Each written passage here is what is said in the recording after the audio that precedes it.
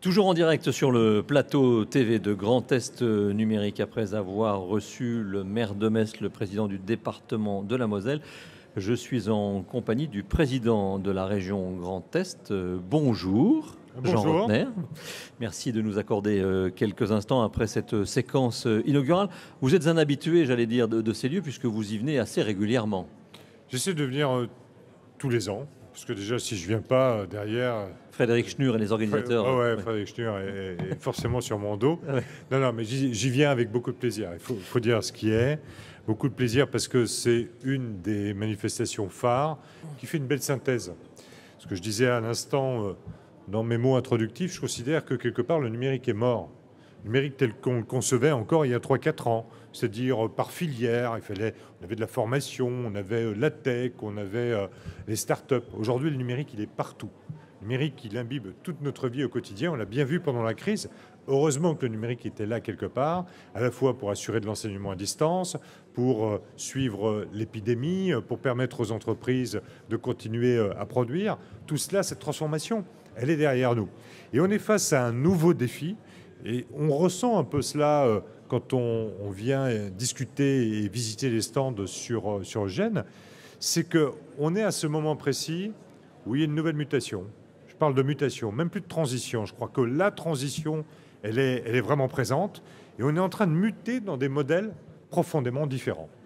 Et c'est ça ce qui est important. Il faut le comprendre. Encore cette nuit, un modèle différent, celui du réchauffement climatique auquel on est confronté.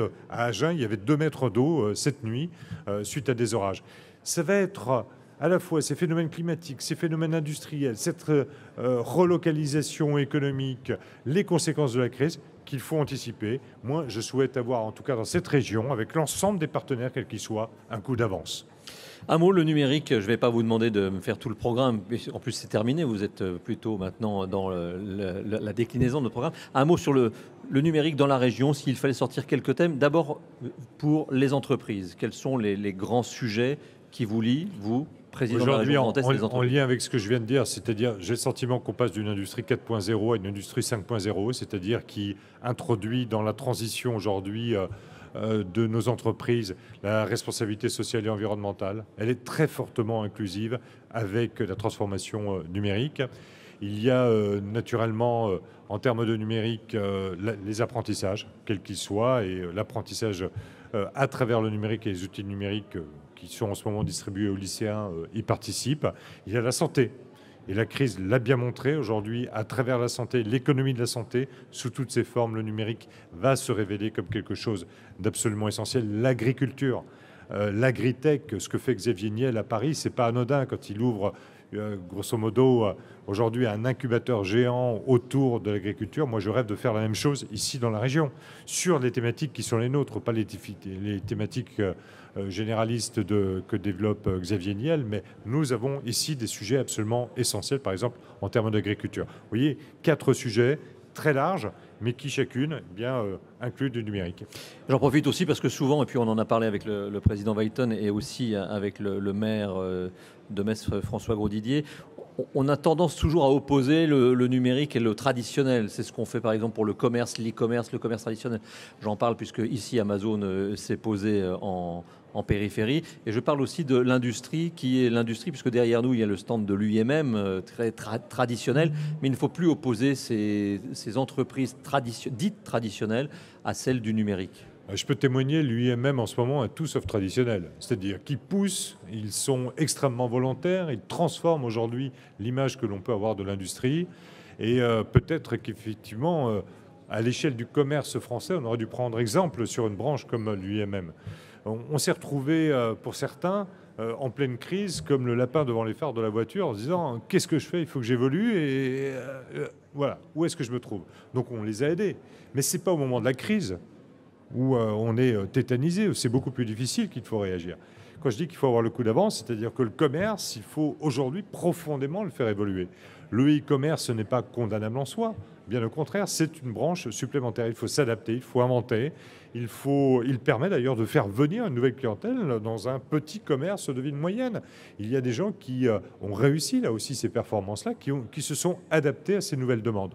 le consommateur demande d'évoluer. Le consommateur évolue et nous devons là aussi encourager ces adaptations. Le numérique, nous venons de l'évoquer sur le plan de l'économique. Vous avez la compétence des lycées et le numérique, c'est aussi très important. Je vous ai lu, j'ai reçu les communiqués et vous continuez d'équiper les lycéens d'outils pour qu'ils puissent avoir tous le même niveau à la fois d'équipement mais aussi de médiation, d'utilisation. Alors, depuis le début de cette opération, nous avons remis, je crois, 250 000 ordinateurs aux lycéens du Grand Est, 75 000 encore en ce moment pour cette rentrée. Alors, je le précise, ce sont pour les nouveaux, ceux qui rentrent, Voilà. ceux qui sont déjà équipés le gardent. Ceux qui sont en seconde. Voilà. Ceux qui sont en seconde, on progresse nous aussi. Le matériel devient plus ciblé, plus costaud. On entend les enseignants, les parents d'élèves, les élèves eux-mêmes qui ont fait un rétex et on s'adapte là aussi à cette demande. On a des nouvelles bases de données en termes de ressources disponibles pour les lycéens, pour les enseignants qui ont été fournis.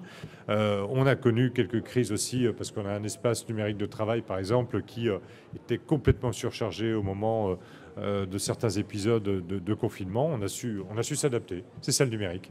Un mot pour terminer, avant de vous laisser profiter de Grand Est numérique. Quel genre d'utilisateur, d'acteur du numérique êtes-vous à titre personnel ? Tous les jours, constant. Vous tweetez je tweete, les réseaux sociaux, c'est moi. Mais c'est vous vraiment ou Ah vous oui, avez, oui, c'est vraiment moi. C'est vraiment Jean Rotner. C'est vraiment moi. D'accord. C'est pas la même chose quand quelqu'un tweete pour moi. Oui.